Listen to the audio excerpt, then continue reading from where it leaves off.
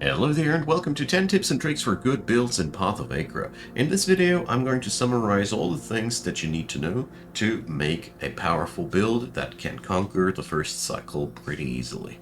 We're going to go over various angles from which you can go for theory crafting and tinkering.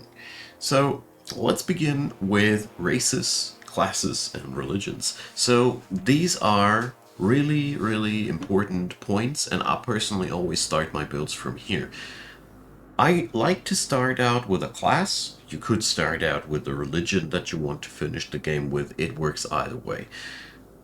Classes always give you a passive. A race gives you a passive, and the religion does not only give you a passive, it also gives you active skills. The problem that I often have is that I often don't know what the ideal fit to my strategy would be, race or religion-wise. So it is not too uncommon for me personally that I keep swapping on these points a little bit back and forth to find something that works well with the idea of the character class. Obviously, you could go and do the same thing from the perspective of the race or from the perspective of the religion. As you see, there are these little blips that define that you have already won with this once. If you are a completionist, you eventually want these. Now, to summarize this is really only the beginning of your run, and you should try to pick things that sound like they could fit to the class that you're currently playing, but don't fret and backtrack on your strategies and try out something else if it just doesn't seem to fit. Especially with the gods, there are a lot of options, and I've made the experience that classes can be won with many different variants, so knock yourself out. So we're going to play here for this example a Naqui Templar of Hadad. I already won that thing on the first cycle of Humility. I'm going to go for the fourth here and try if it wins here as well. For the sake of the demonstration, it's exactly the same. Now, except for I have 300 HP more, but that's that. Number two, when you're designing your build, you need to define how to hurt the enemy. So choose one mode of attack. The skills that you see in the screen have different triggers. So there are skills that do trigger on hit. There are skills that do trigger on standing still or praying. That's a very common thing too. Or there are skills that perform on, where are you? Technique here, on step. This is also a very common thing. So we have the options to either hit the enemy directly, or we do some sort of magic-y channeling things, or we do hurt the enemy on the fly. There's also the application of status effects. You can also make a whole strategy around that. Either way, it is really important that you choose at least one of these two tops. Don't go too crazy on that end, because you need to optimize your gear later. So this build, for example, is a on-hit build, so we go for these effects first and foremostly. So here we go for fire healing and some other fire hit things, namely pyromancy and pyrokinesis. So when you have done that, the next step would be to choose your mode of defense. There are basically three ways how you can avoid to be hurt by enemies, and you should totally focus one of these. Either way, it will be really, or else it would be really hard to win the game in my experience. So dodging does require that you have encumbrance not higher than your strength. If you want to wear heavy gear, be my guest, but have a high strength at the same time. Dodging is really cool as it negates the enemy completely, and it is based off of the enemy accuracy. Enemy accuracy tends to be on the first cycle a static value that does rarely exceed 200. So with a dodge rating of 210, you are already out of 90% of the enemy attacks. That is pretty wild, actually. So dodging can work really well. Just mind you, encumbrance does kill dodging, as you see here. Each point of encumbrance greater than your strength is deducting 20 points of dodge, and inflexibility. That is also one thing that you do probably want to mind with a dodge build, because they often go together with speed. Inflexibility kills speed. Encumbrance kills dodge. Block and armor are more straightforward. They reduce the enemy's hit. That means directly deducts from the enemy's damage that they do. And unlike dodge, this is not a hit or miss situation. It's a point where you either get still hit through your stuff, or you completely shrug it off, and then you can use this status again as a trigger for your passive skills, because you can also utilize defenses as offenses in this game. So there are a lot of effects like on shrug off to hurt the enemy, on block to hurt the enemy, on being attacked to hurt the enemy. There's a lot of variants that you can utilize high defense values with, but really don't try to mix too hard. It is the best way to just focus one thing primary. Take yourself a secondary defensive stat, never hurts. In most cases, it's ideal this way, but don't try to win on all three fields. It's almost impossible in my own experience. So, moving over to number 4, your build should always bring some self-heal. That is why I started out directly with fire healing. Fire healing heals me whenever I do deal fire damage. This means I have a direct motivation in my build to install some fire damage, and if I skill this up, I can get more and more healing up until the point where I stay safe and healthy.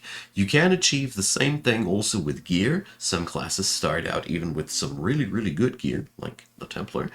Starts out with a sword that heals you when you kill, but the gist of it is I don't even know how to win the game with a build that is unable to heal itself. I wouldn't know, and I think it is mandatory. There are lots of trees that offer some healing in various effects. Blood can do well, fire can do well, poison can do well, death can do well. You can really get some self-healing out of various different trees, and it is really important that you get that mechanic somewhere under the hood. I wouldn't know how to win it, like I said. Let me know if you know how, though. I'm really eager if a blitz burst tactic can work. I haven't done it yet. So, number 5, skill trees. You shall focus on something. That is really important. When you check out the prestige classes, you will find they are all linked to two or one skill tree. I personally end up always with mixing 2 skill trees and splicing a little bit of martial element quite often into like the last skill or so. This is pretty cool because it gives you a straight orientation where you want to go. And like, for example, sometimes you even get a direct link, like here, Haddad gives you direct link to lightning and fire, and this already gives you a good idea how to play the game, and then you just need to experiment and find out how to make fire and lightning work on this build. Either way, if you go for too many skill trees, your build will be a little bit diluted, and it will be really hard to attain any of these prestige classes. That being said, it is not entirely wrong to mix wildly, because of course there are prestige classes that break the mold. So for example, you can have prestige classes that are originating out of armor pieces, and there are wild options. But if you are feeling newish to the game, sticking to 2 skill trees and maybe adding in a third thing that adds into your strategy quite well, martial skills quite often do that, you will be fine, and then you will go crazy eventually by yourself. Number 6, each build has dangerous debuffs that outright kill it, and it is up to you to find out which these are.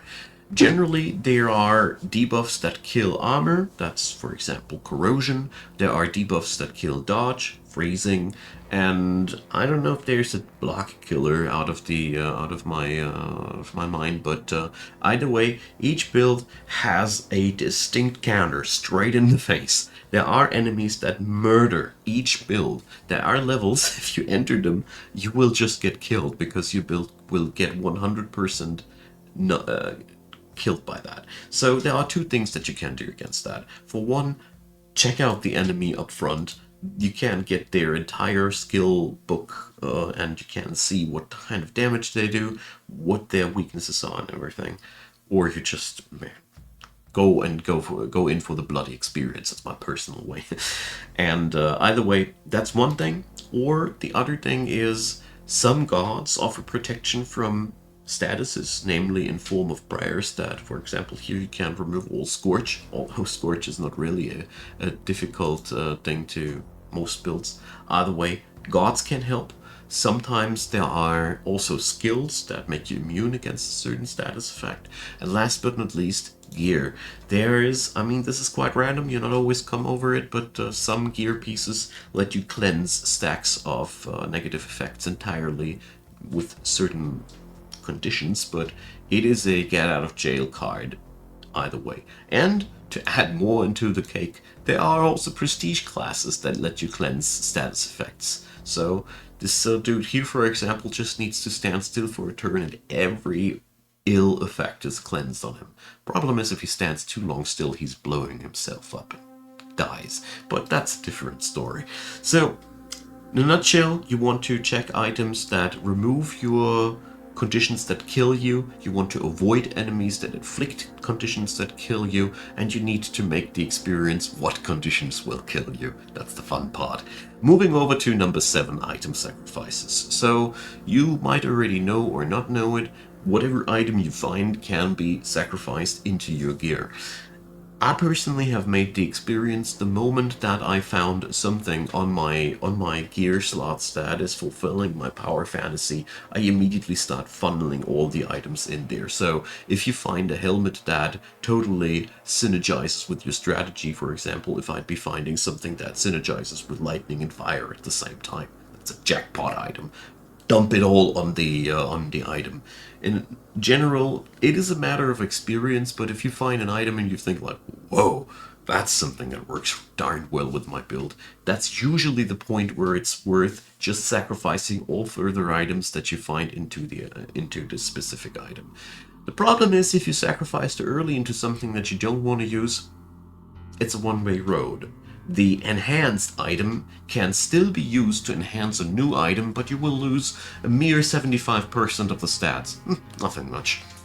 It hurts a lot. So basically, once you've found an item that is really cool for your strat, dump those items in. Until then, I'd rather recommend holding back on them and always remind yourself more loot is good loot. There is not such a thing as too much loot in this game, because eventually you want to dump it all into that one specific item that works well with your build.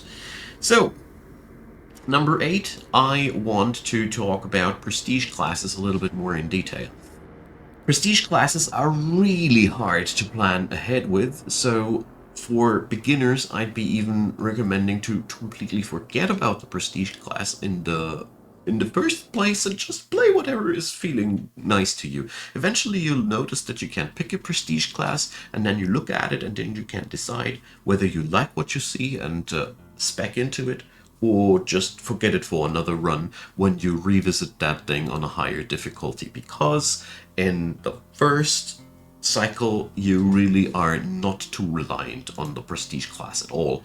The first cycle is definitely beatable with a decent build alone. The prestige class is just an icing on the cake. You will use these mostly to kick the higher difficulty levels. This is the point where you want to optimize the builds in a way that you can beat unfair situations, because the game is quite fair in the first cycle. It turns really into a batshit situation later on, but the first cycle is relatively fair. So in a nutshell, prestige classes, they're cool, but if you feel like I don't even know what to do with that, don't bother yourself too much with it. There's always Paragon, which is an amazing little thing, because you just, yeah, you can use it for allies, or the anoint on standing still is not wrong either. Some of these things are really, really specific and can be difficult. For example, this guy blows himself up if he stands still too long. Anyways, moving on to number 9, the attributes. So there's these 3 attributes, and it can be sometimes quite prickly to find out what you need. So the basic rules of thumb: If you go for an armor and block based build, it always pays off to go strength primary. As you see there, equipped armor and weapons scale directly with strength, and the more strength you got, the more impervious you grow and the harder your hits blow. So yeah, that's pretty much a no-brainer.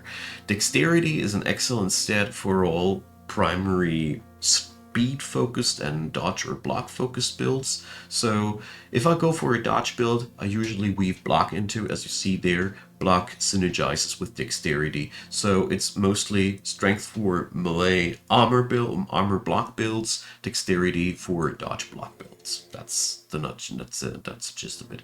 Willpower is a stat that basically fits into any build, but it is the primary stat for summoners and most of the stats still mages in my own experience. The thing is, willpower does amplify for each and everybody the healing, which is an amazing stat on its own. It does boost damage, but not so much for tanks. As you see, the damage dealt increase is divided by inflexibility. Heavy armor has often a high stat of inflexibility, rendering the damage increase of the willpower nigh useless. But the big thing here is you can still pump up the efficiency of self-healing effects, and that is, for many tank builds, darned important. So, to summarize things, tank builds want mostly strength with a smidge of willpower to boost up your self-healing. Dodge-based builds and want mostly dexterity with willpower to boost up your damage and your healing. That's the nice part about dodge-based builds. You get to boost up your numbers really stupidly high, and willpower goes into summoner and mage-based builds with a slice of strength or dexterity based on your chosen mode of defense, because at the end of the day, your defense mode defines whether you want to have strength or dexterity. Which brings me to the last point, number 10. You should look for stacking effects in any kind of sense. This is how you totally break the build. Stacking effects can be all manner of things. It can be the entangling effect, it can be the bleed effect, it can be also beneficial effects. Like, for example, this dude here has, well, attunement is not a good example here, anointment. The Templar does gain anointment whenever he kills somebody. Anointment does increase hit and dodge, so that means the more stuff I kill, the more deadly my strikes will be, and the easier it'll be to avoid enemies. So there's a ton of things that you can stack onto yourself. Charge, increasing your damage dealt and your speed with charge mastery, and a lot of other things. The gist of it here is that everything that you can stack indefinitely on you or the enemy will allow you to break the game. There's a lot of cool effects. Doom is something that I can really recommend, that gives the enemy a lot of damage whenever they just get attacked, no matter the damage. So quantity kills totally. And I'll leave the rest of the things to you to explore, but to me personally, these stacking effects are always the kind of momentum giver that makes the build explode eventually. So you should focus definitely on something of these things with skills and gear. And if you follow these 10 things, you will manage to go for builds that are really, really crazy and beat the first cycle of the game quite easily. The real challenge is the higher difficulty levels, where the enemies get random stat boosts, so they can totally kill you out of nothing because they all of a sudden get that one stat that counters your strategy, and it's quite obnoxious but cool. It's something that provokes you to deeper build tinkering, which will be covered in another video. These basics, I hope, will help you out. Thanks for watching. Drop me your comments. Give me a few other ideas and tips if you have any. I'm all ears, and I'm willing to share here among the guys and everybody who's loving this game on the next video, so we get a nice spread of the knowledge so we can beat those cycles. So, leave a thumbs up, consider subscribing, and check out the description box. You'll find my Discord there and my Twitch channel, and if you'd be so kind to support my humble channel, I'd be more than happy. You'll find the links to Patreon and PayPal and buy me a coffee, or to the channel membership thingy down there. And a big thanks to all of you who support Icon Gaming, and a big thanks to especially you watching this video up until the very end. I deeply appreciate it. See you guys next time. Bye bye.